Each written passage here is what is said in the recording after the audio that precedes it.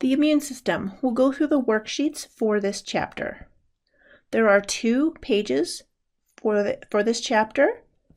Before we continue, I'd like you to first make an attempt at doing the pages on your own. This is the first page.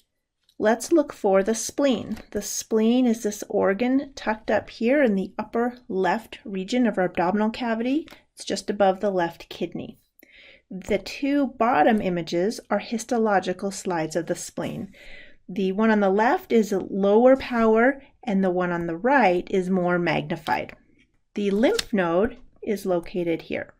White pulp and red pulp are features of the spleen, and they are reversed because on a histological slide is where we'll find the white and red pulp.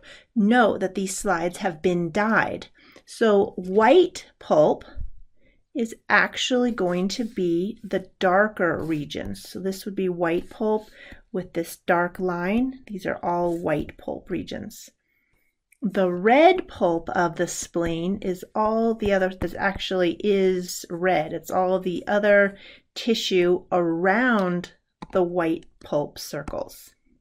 The lymph node, we have the cortex, which is the outer region.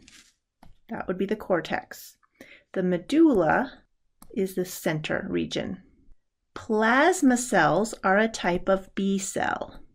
They make antibodies. We would find plasma cells located in these little circles called germinal centers that are part of the cortex of a lymph node.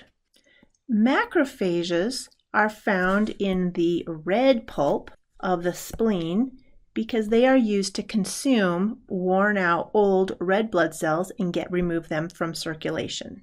And where red blood cells are removed is also the red pulp. The last image we have for the thymus. Both of these are the thymus. The cortex is the darker outer portion.